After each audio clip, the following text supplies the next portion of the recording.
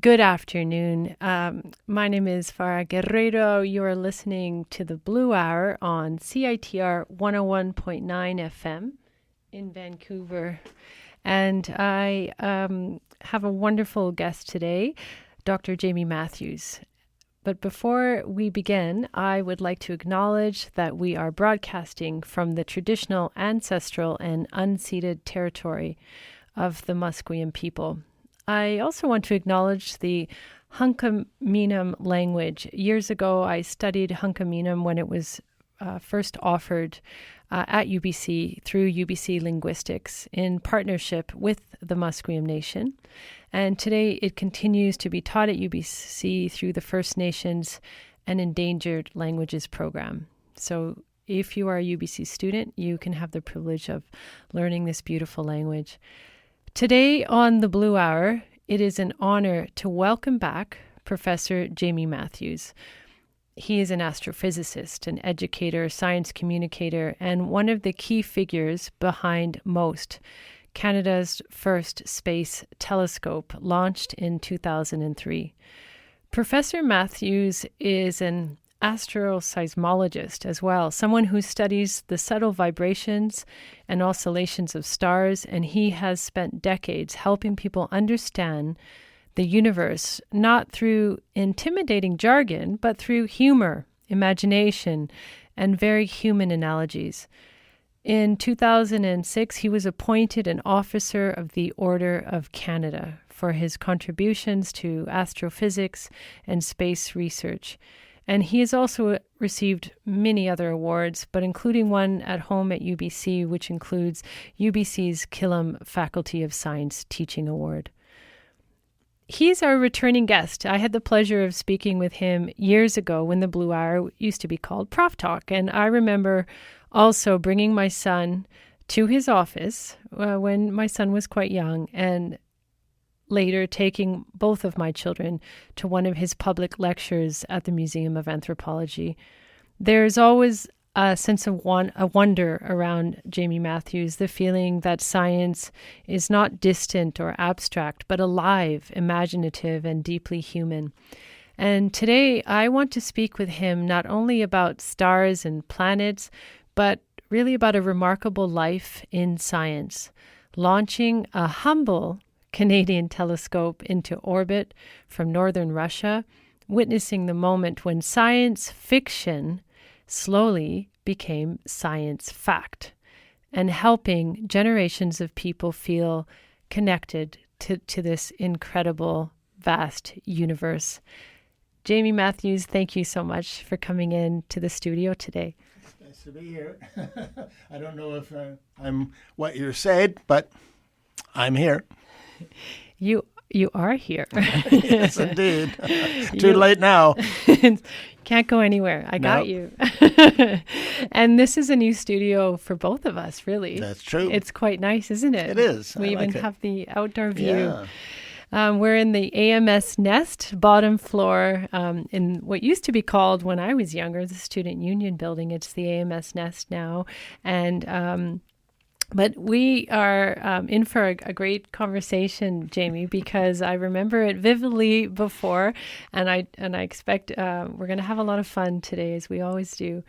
But let's kind of continue with what I had the privilege of speaking with Dr. Michelle Kunimoto last week on the show. She is a former student of yours. You had supervised her as well through her studies at the undergraduate and graduate level. And she's taking my place. Yes. Yeah.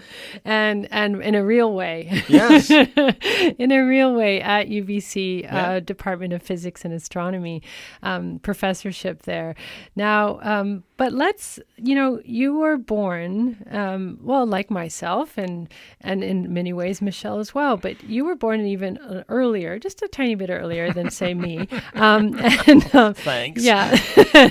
and what you might have imagined then, even when you did your undergrad at U of T, at University of Toronto, I don't think you would have imagined where we are today. Am I right? No, I would not. I agree. And what do you think, if you look back at the last few decades, like what is really the most extraordinary part of this journey of astrophysics?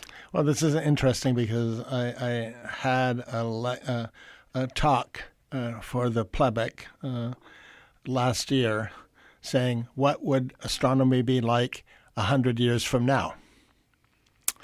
And to start, I said, what was astronomy like 100 years ago? Mm-hmm. And people don't know how much, for example, the Milky Way was the entire universe at that time. And nobody knew how the sun shone at all. And everybody thought that the universe was made of iron. Iron. And then actually it was because of a woman, a wonderful woman, that showed that it was mainly made of hydrogen and helium. But nobody believed her at the time. But then, so that's only 100 years ago. Now, thinking, what would it be in 100 years from now? To be honest, I couldn't even guess, to be honest. I mean, things that I could say, thinking about life on other planets, we'll probably do that in 100 years. Maybe dark energy, maybe not. So lots of things with exoplanets, but to be honest, they're only the things that make us say wow, is the things that make us know. Wow, we don't even know it. We won't even know it. In fact, next week maybe there'll be another discovery that I wouldn't even have imagined. In one of the things you've said in the past when you speak about someone like the great Galileo was that was a really revolutionary time in terms of discovery. And then 400 years later, we are living in a time, as you just said, where we have no idea what could come out in the news in a week's time or so. And does it feel, and I said this to Michelle Kunimoto last week, does it feel kind of like a Galilean time where we are just in this sort of discovery mode all the time? Yeah, absolutely. I would say that today we're in a Galileo time, and the instruments that we're building now are amazing. That even he would not have even thought of. So yeah, I mean, like I said, the next decade, the next century, will be like it was in history. We are history. We're doing history right now. In real time. Yeah, exactly. And what you talked about with Michelle before, that was exactly that. Like, it's just amazing. I would not have. I was part of the first things to looking for exoplanets, and I was one of the people that was a referee of the paper about the first exoplanet, and I did not believe it. I did not believe it at all, and so. That's what happens. And that wasn't that long ago. Nope. For those of you, anyone who had tuned into last week's show, we're looking at just a few decades where the first exoplanets were. Oh, and by the way, you didn't say this last week. No. You said that the first thing that was recognized by everyone, but the first exoplanet was actually one right here by Howard Walker and Steve Campbell. Canadian. Yep. Yes. Yep. And they just thought, wow, it's so different, it couldn't be a planet. That's the only reason why they didn't say, we've got a planet. Wow. But they actually had it 7 years before 1, 2, 3, 4, 5. This is Nope. Now I can't say that. So this way I might say this. What I had a stroke almost 8 years ago, more than 8 years ago, and the only thing I have is aphasia, which means that sometimes I know everything is in my head, but I can't always say it. And so what I'm trying to say right now was the first exoplanet, which was, do you remember? Yeah. No? Well, No, you don't remember. Yeah, it was discovered by a Canadian. No, I'm talking about the one that was really, that everybody said it was really a planet.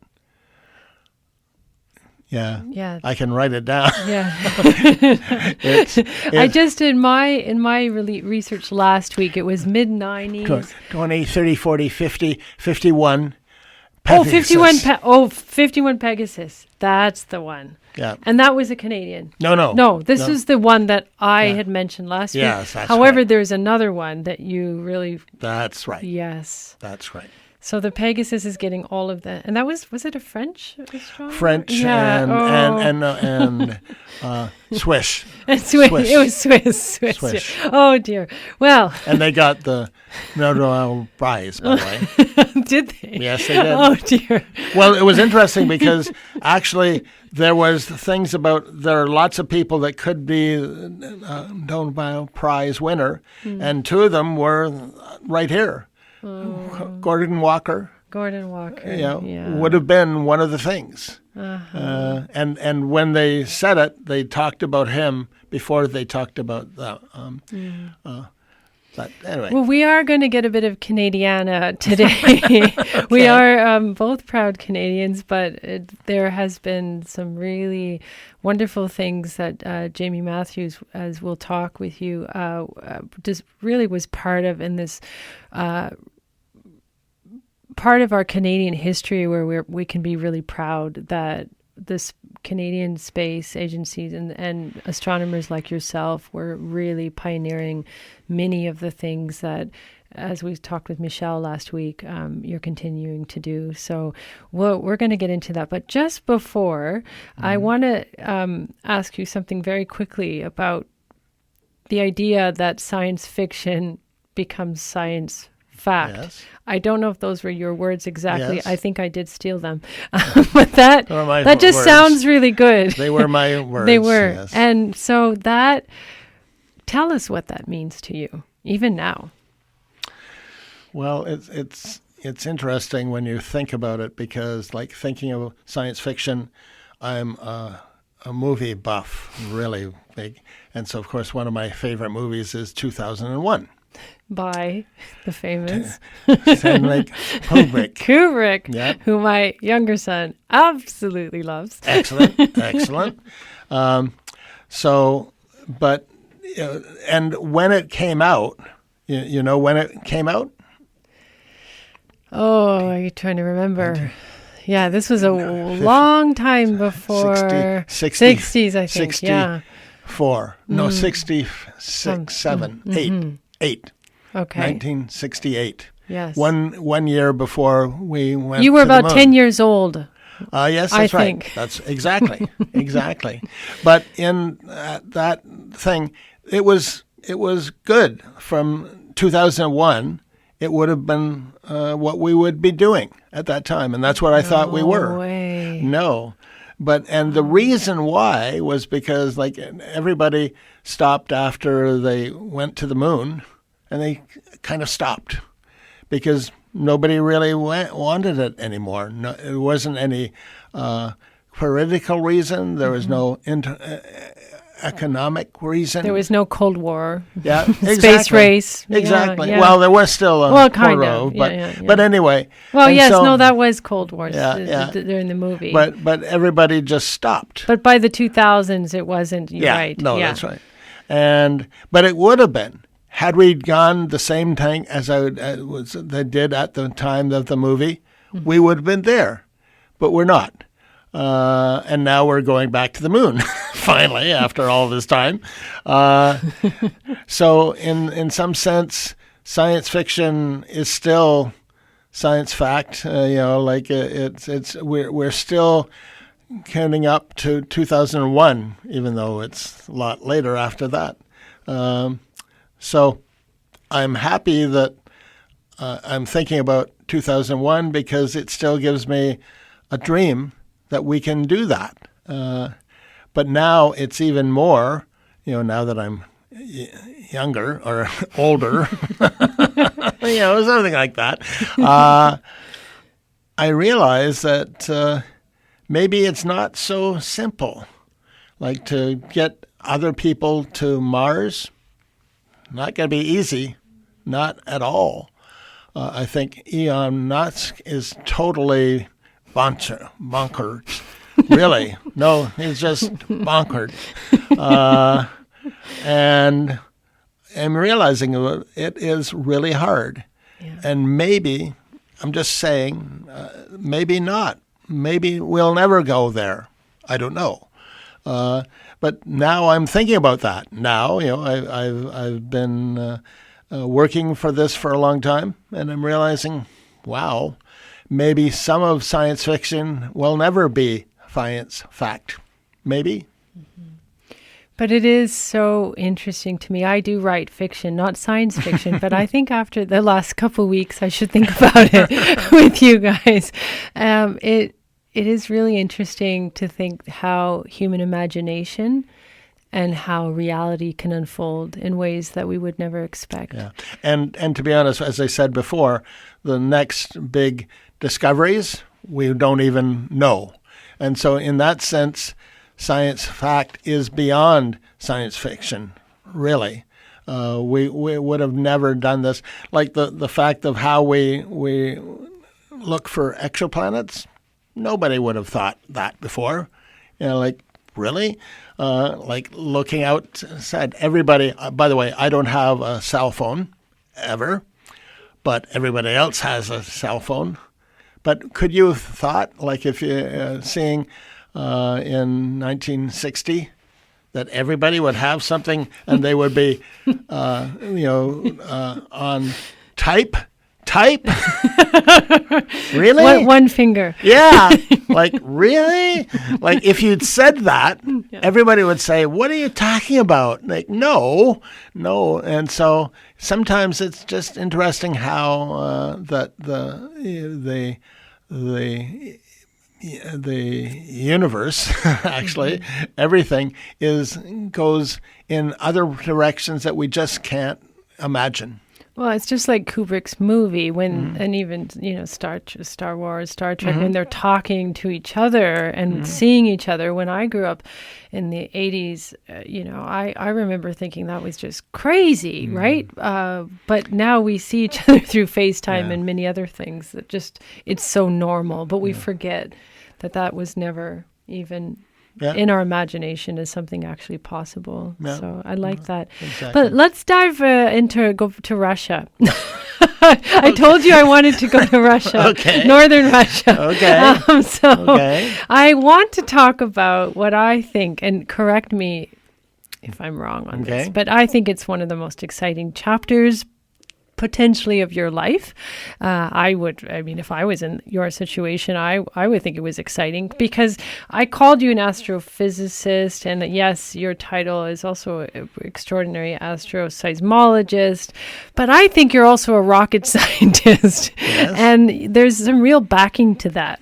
And this is when radio can sound like a lot of it can get really juicy and exciting because you were the mission scientist for Canada's first telescope. Yes. Called MOST, which stands for Microvariability and Oscillations of Stars. En français, Microvariabilité et Oscillations stellaires. Yeah. Peut-être. I don't know. Yeah. But it's an acronym that works both. I know. That's why I got it.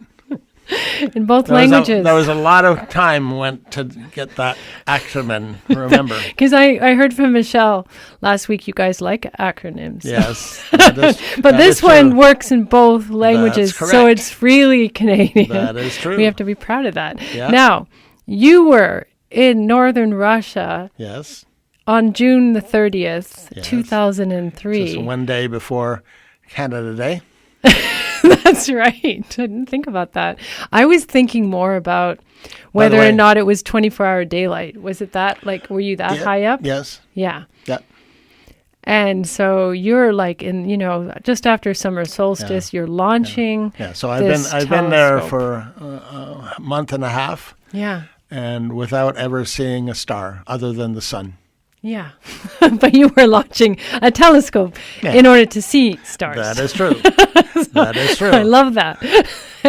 and not only was it called MOST, yes, it was also later called the Hubble Space Telescope. And Hubble being so Canadian, because Hubble is a play on the famous Hubble that's correct. Space Telescope, which we all know from NASA. By the way, the Canadian Space Agency hated that. Oh. They hated it. The word humble? Yeah, just the thing. The Hubble Space Telescope. They said, no, you can't. And I said, too bad. But no, they hated that. Who coined that nickname? I did. Oh, of course. Of course you did. I love it. Now, why was it only called the Hubble Space Telescope? There's some cool things about it. It was also nicknamed a kind of suitcase-sized telescope. Tell us about why that was the case. Because it was the size of a suitcase. You could get it on Air Canada, and then they could lose it. Basically, it was 20, 30, 40, 50. 53 kilograms? Yes. Wow. Yeah. And it only, it was a bargain price because it only cost what, 10 million? So the whole thing was, $10 million in Canadian. Yes. Yes. So that's a bargain. It was indeed. But historically, there's many things. We're going to go into this, and as I said, I want to dwell a little bit. Okay. So tell us about. You were mission scientist. You were there in Russia. Yes. The launching was extraordinary because of the way it was launched. What you used. Can we go to? I'm going to pronounce it wrong. Plasitska. I can't even say it now. in northern Russia. By the way, just to talk about this, this was a launch bay that was military. Yes. And they had secret for a long time. Oh yeah, for a long time, and so that's where missiles launched from there. Mm-hmm. Okay, but when they first had it. It was first done in 1960, but they didn't say that it was right. And the U-2 pilot that he was trying to get a picture of cassettes. Mm-hmm. So, really, anyway. And that's a real Cold War connection. Yes. Yep. Yeah. Yeah. And you got there in 2003. Yes. Obviously post, USSR. Yes. And it was interesting for an astrophysicist to be there. Yes. We're the first. But the actual launching of this telescope, the suitcase-sized telescope, was a former place to launch missiles. It was. And the apparatus was. It was a missile launcher. It used to be was directed at us. Wow. I don't know what. Once upon a time, it would have been. It was. Yeah. It was. Oh, it actually was. It was. Yes. Wow. No. It was actually. In fact, part of the thing that we did was that rocket had lots of mix of bombs in it. Wow. And they would go, each one, about 10 at each time. Mm-hmm. So we got that to do it for us, to get it into orbit ourselves. Wow. So it was exactly the same, not just the same domain, it was the actual one. So it took off fast. Yes, it did. It did. And it was exciting. So you've got a team of Canadian scientists there, the Russian team. Yes.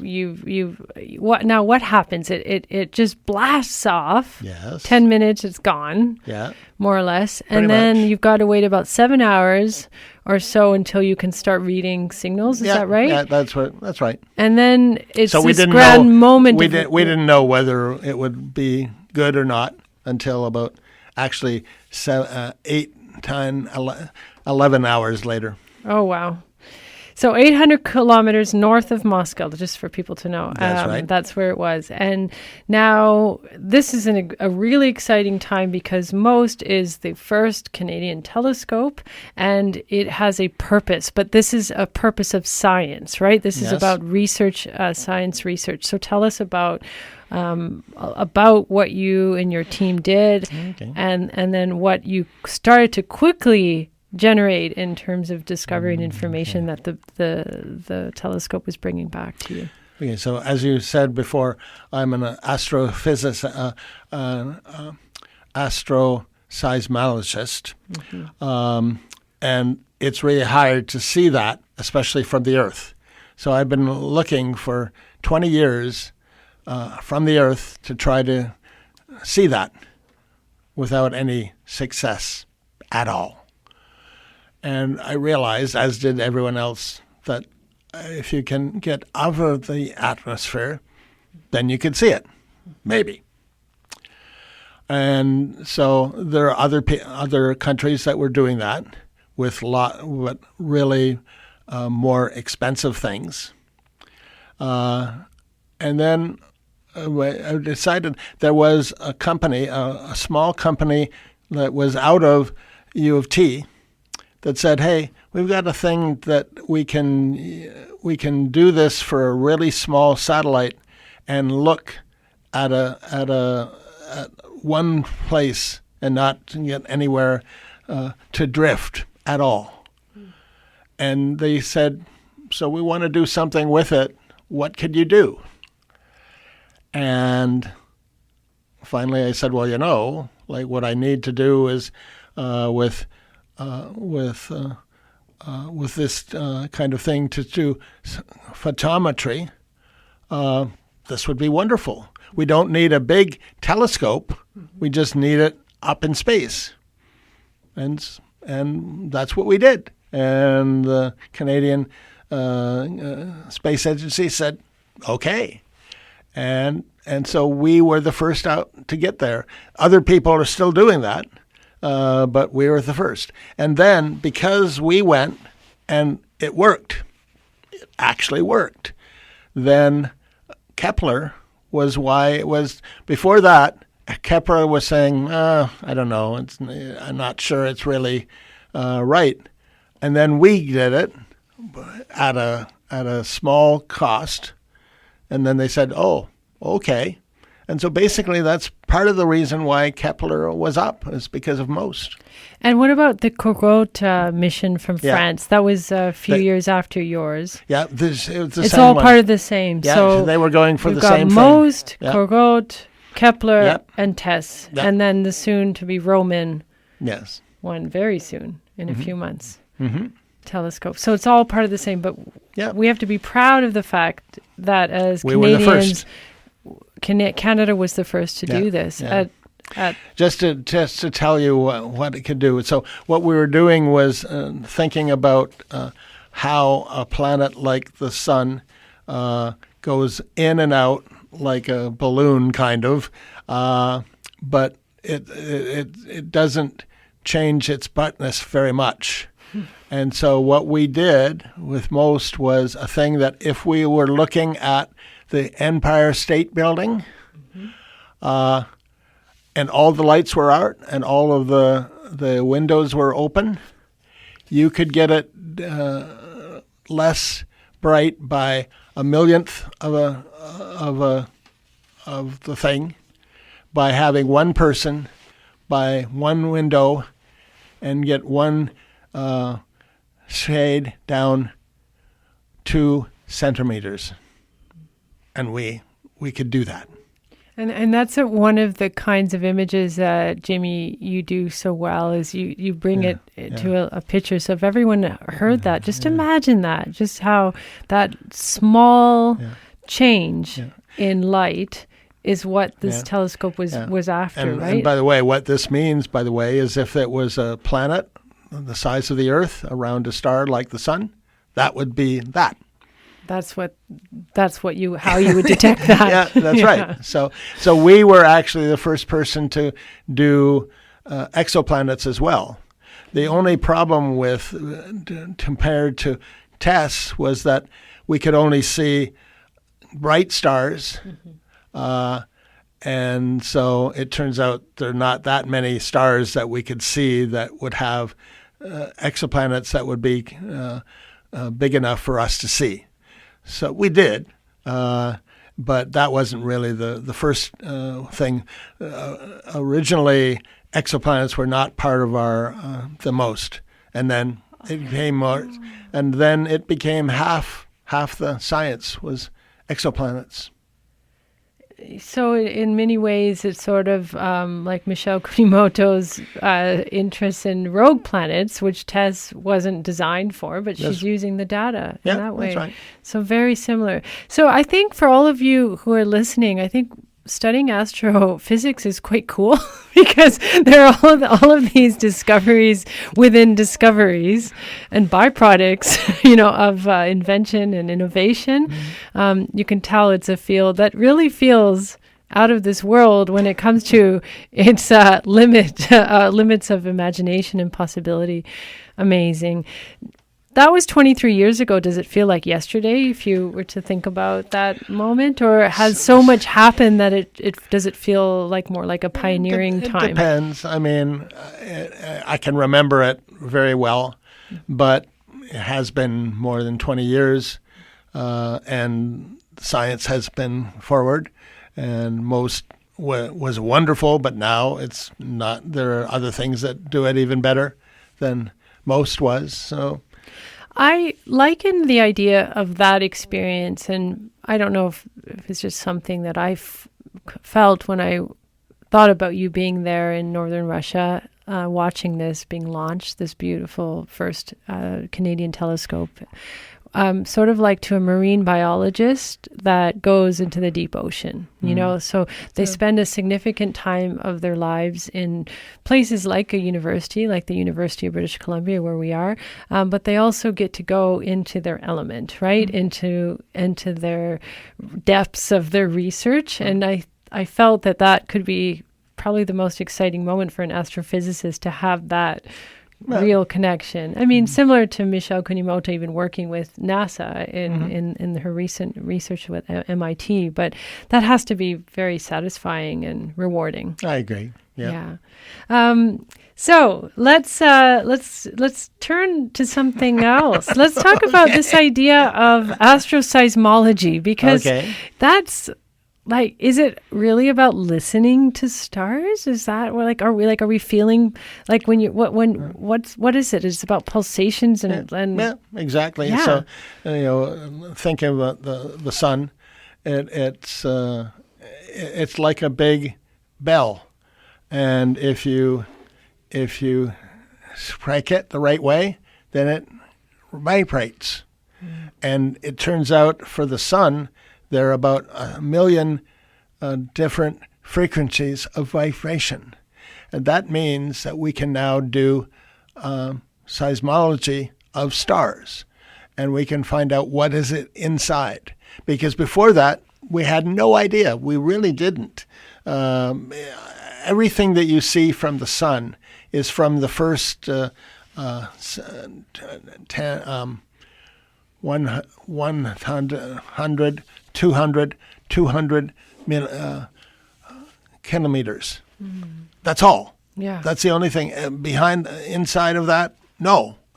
And so the only thing that we can see inside is because of seismology.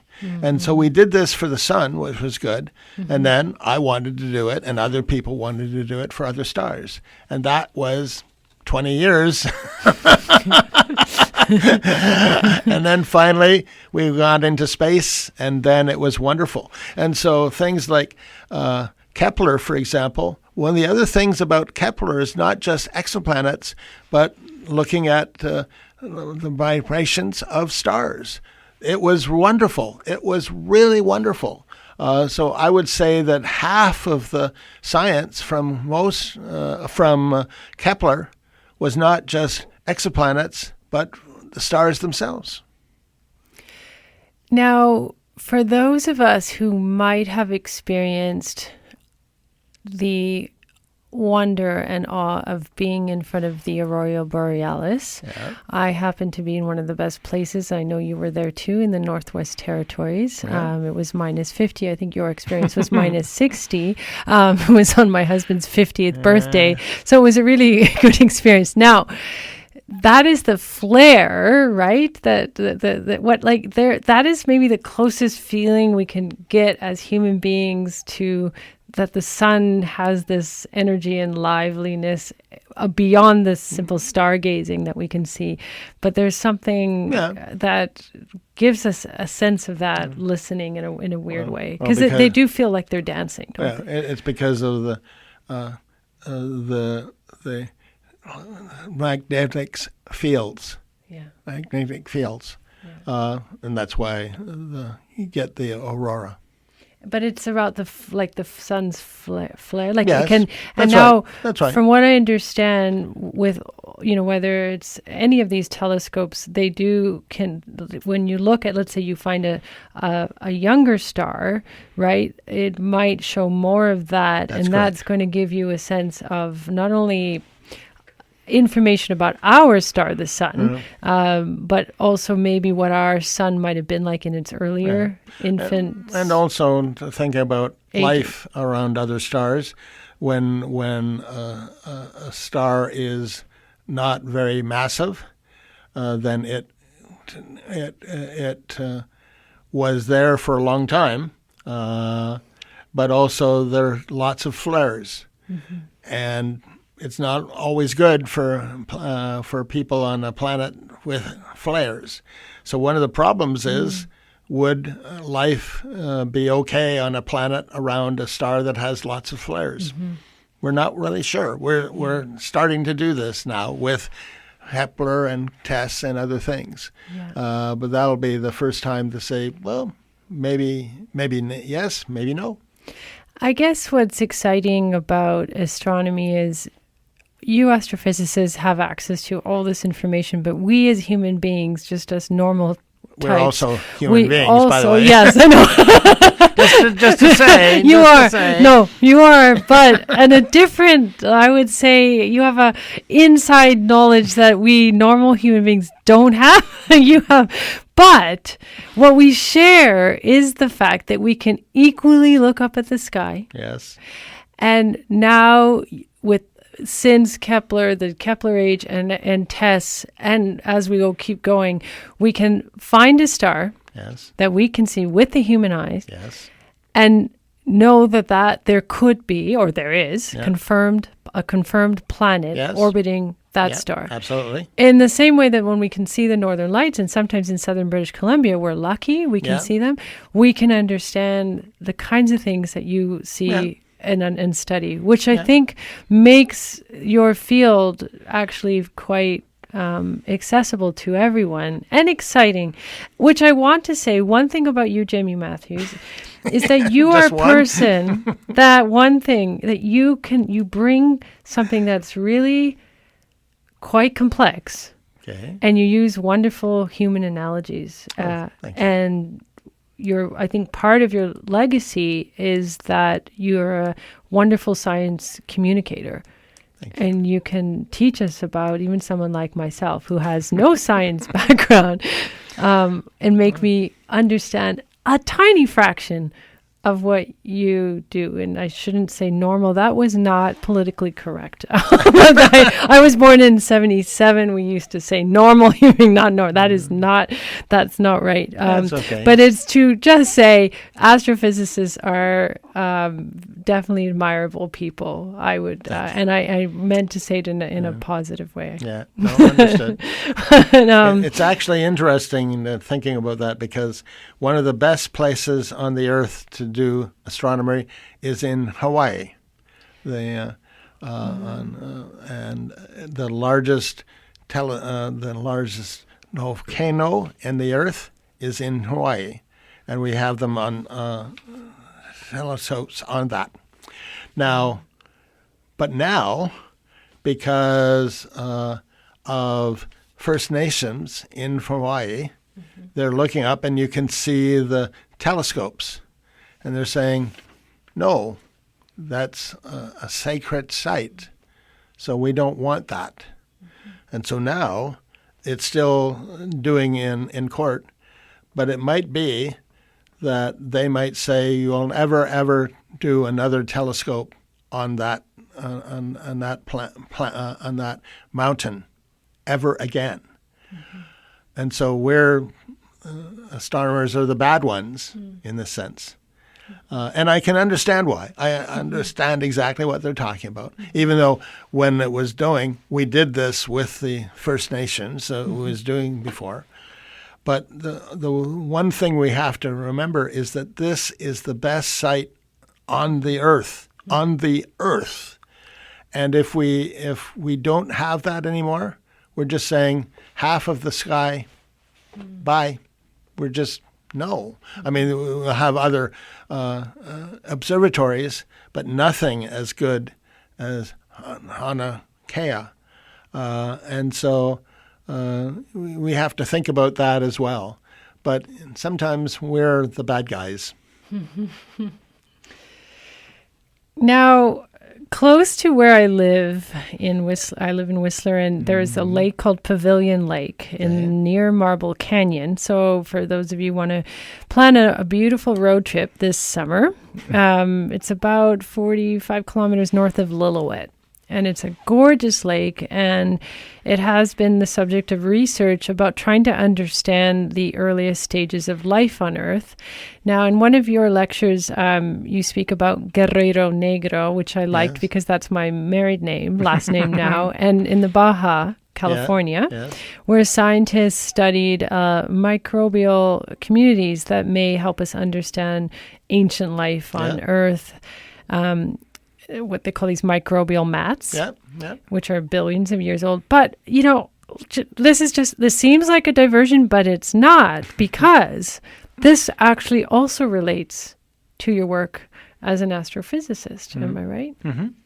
Can you tell us why? What is fascinating about finding what we find in places like the Baja, as well as what people are doing in the stellar space and in the, you know, up in the world, upper world of ours? Baja, what you're doing is trying to see the first life, the very first life that was ever there. And we're seeing it on things that are not really good for life, you know, like you wouldn't want to get, there for a vacation. But that's what we're trying to think about. Other stars planets, would other life get the first go in another planet? And we're trying to find things about the planets that are, more like what the Earth would have been like before it was as old as it is now, and so that's why, in addition to us figuring out what's going on out there, we're also finding out what is going on right here.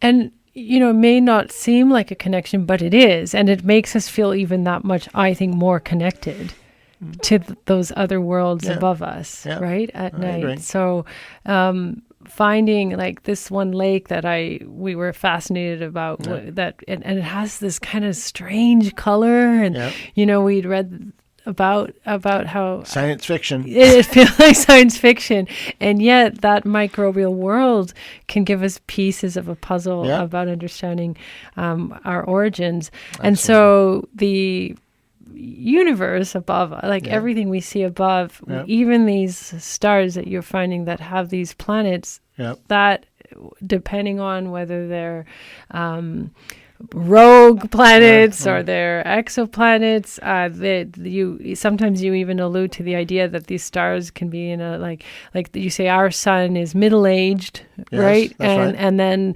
the stars that you might detect through all of this technology could be juvenile or pre-adolescent or something like that, but they tell us about the origins of our that's correct star. And we're finding all the things like, for example, Star Wars, the Tatooine, they go over 2 stars. You know, you see the thing where he's seen the 2 stars setting.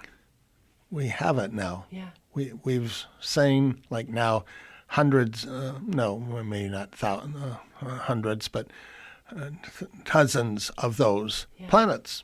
Yeah. So it's like the Star Wars was we said first, and now we've got it. You know, so human imagination is real. and so as almost every planet out there, every star out there has a planet, almost certainly. Now the question is you know, is the right conditions there for life? And we don't know that yet, but we're getting close. We're getting close. And would you, like, by understanding, and I've said this, but just to drive it home a little more, this work that you're doing helps us really understand our planet. Not just in evolutionary terms, but also its future potentially. Yep. Because there is the idea that you could look at older planets that are older than ours, right? That's right. Yeah. So it is there's a real sense that we're. It just feels to me like you're connecting the dots. Yeah. Like even when the sun finally goes, it will be a white dwarf. Yes. And now we have planets around white dwarfs. Yes. That nobody thought, but they're there. I think Michelle mentioned that last week. Yeah, it's fascinating. So the entire thing from the very beginning of the life of of a star like the sun to its very end, we're doing it all. Now, I wanted to talk more about the question of, is there life other than Earth? And I never got to that with Michelle. We got a little bit distracted last week. Now, let me ask you that question. And do you feel that, like, what's in what are in your dreams, and what's in your sort of real scientific brain? So, life out there, yes. Now, what kind of life? Everybody probably would say that bacteria and microbes are there. Everybody, almost everybody will say that's fine. Now, the question is, can you get something like us? And we don't know. We really don't know. Because it's a lot to go from a microbe to us. It only took us a few billion years, right? Exactly.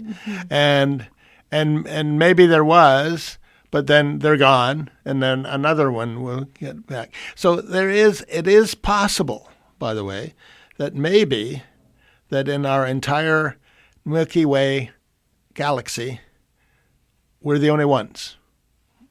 The only ones, maybe. Or maybe 2. But if that's the thing for every galaxy, you know how many galaxies there are up there? A lot. Yes, a lot. Everything would have at least one civilization. That's a lot of things.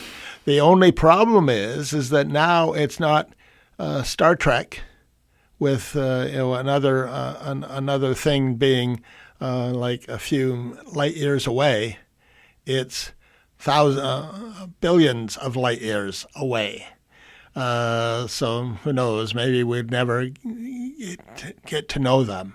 We don't know. So it's still a possibility.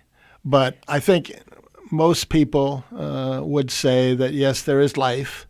And the question is, and maybe at any one time, maybe there's only one or two things, but then they go, and then another one comes in. And the Habitable Yes.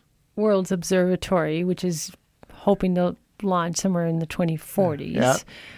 Is that really going to be the mission of that, to really see, or is that more about whether we can find an Earth-like planet like ours that is habitable, not necessarily to find life? Well, life like us. It turns out, or human beings, or aliens. Yeah, with that, they would have spectroscopy of it, and so if there was life there, then they would find it. You wouldn't know exactly what kind of life it was, but at least you would say, over there on this planet, there is life. So that's pretty good, more than we can do right now.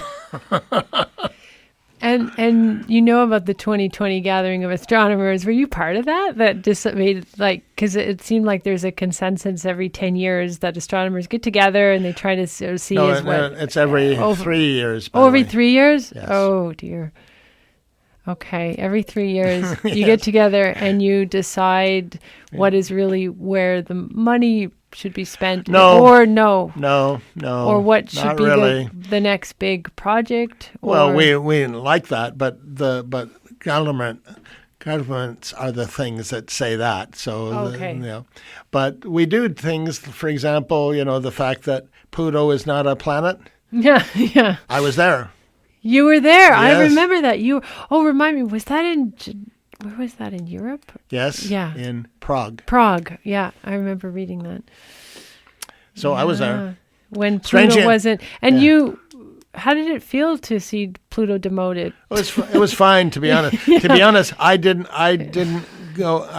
say against Pluto, not because I didn't want him not to be a planet, but because I thought there were only 2 weeks and we're supposed to do this in 2 weeks. And I said, no, come on, we got to do a little more than that. And so that's why I said it, just because I didn't think that 2 weeks was enough to change all the textbooks. Well, no, just even to talk about it. To talk about it. That's all. That's but I agree myself that Pluto is not a planet. You do agree. And by the way, the guy that discovered what would have been the 9th, 10th planet, he says no, it's not a planet either. Mm-hmm. And so he didn't. This was the Pegasus. No, in our solar system. Oh, in our solar system. Yeah. Oh. Yeah. Oh, right. That's why it all started. Yes. Was this guy the first another planet, or was it not? And that's what. And he said no. No. Yeah, and I agree with him. Yeah, just saying. As I said to Michelle last week, it was really interesting for me to have a child in grade school who came home one day and showed me his science project, and it was Kepler or something, And I was like, "What?" This is because we had only known a few planets growing up, and when we were in grade school, and now there are thousands and thousands of confirmed. I mean, there are many still waiting to be confirmed, but the one that he said was still the best so far. Wow. And so let's see, where are you right now in your dreams? About what when does this go on? Late? Very late? Maybe. I mean, when you think about the future, you have said this quite a bit already, but what do you see your lifetime? What do you see as being? I would think the next big thing for me.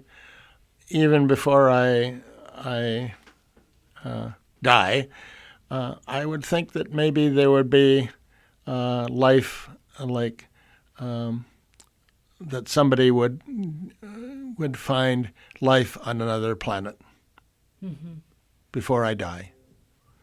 And I'm saying that was maybe in 20 years. Yeah. Maybe. Yeah. I hope that I'll be here for 20 years. Yes. Yes. But I would say that. Yeah. So I would say that's the biggest, the next big is life. And do you feel with everything that's going on right now, including people that are taking on your work, like Michelle Kunimoto and many others, do you feel that that's possible, given that things happen so fast in your field? Yeah, no, I agree. The only problem is when Trump is getting lots of things for science bad, so it might slow things down a little bit. But eventually, fortunately, science is science, and Trump is Trump. So no, I would still say that eventually, in 20 years, we would have hopefully life, evidence of life on other planets. And one last question, because we're almost out of time. I forgot to ask you this. Yes. But I know that you were a important person in our film industry, and I think space series, especially TV series. Yeah. Like you were a science consultant. Yes. And that was a real thing. So Yes. that's when science fiction and you actually were like meeting together, know. That is And true. how was that? Was that fun? Oh yeah, and I still do it a little bit. Oh, do you? Yeah, not as much as I used to, but I still. So what you're talking about was Stargate, X-Files. Ooh, I didn't know that. Yeah, Nice. I was that for X-Files for the first 6-7 seasons before they went down to Florida. And I'm trying to remember what the other things. There was can I remember what it was called? It was dinosaurs in our time. It was a British one, but then there was a one in North America, and it was done here actually. But Aval. Oh, jeez, I can't remember. Anyway, and different movies as well. Have you ever written science fiction? Once, strange enough, it was for X-Files with another person who's now an editor and a writer. And it almost was there, and then they switched what was happening in the show, and so it wouldn't work anymore. So almost. Well, it might be something you could take up. Maybe. Yeah. Maybe. Yeah. Anyway, if you've just joined us, we're at the end of the show. It is the Blue Hour on CITR 101.9 FM. I am Farah Guerrero, and I've been speaking with Dr. Jaymie Matthews, astrophysicist and a very important scientist in Canadian history. And he was on my show many years ago, and he's a comeback guest, and I'm really happy to have him and been able to chat with him today. And the interview will be podcasted on CITR.ca and also on my blog, which is not the Blue Hour, but the hourisblue.com. And I will have a transcript as well, which is, I think, a nice way for people, if they don't have the time to listen to the full interview, they can see the written version of it as well. So thank you, Jaymie, for joining us. Oscar. Sorry, almost did that. And may the force be with you. May the force be with you too. And I really am going to keep out for the news when we hear about that life on, confirmed on another planet, because that's exciting, and I feel the energy. I think we're heading there. Human beings are smart, even us regular types, non-astrophysicist types. But you know what? Clear skies is how Jaymie Matthews signs off his emails when you email him, and clear skies are a wonderful indication to just go outside and find a dark place. I'm lucky I live in the mountains, so there's lots of that, not much light. But Canada is a country where you don't have to go very far. If you just drive north of most cities, you'll get to some quiet spot, and you can look at some of these stars that have confirmed exoplanets. Yes. Very, very cool. Makes stargazing so much more fun. So thanks again.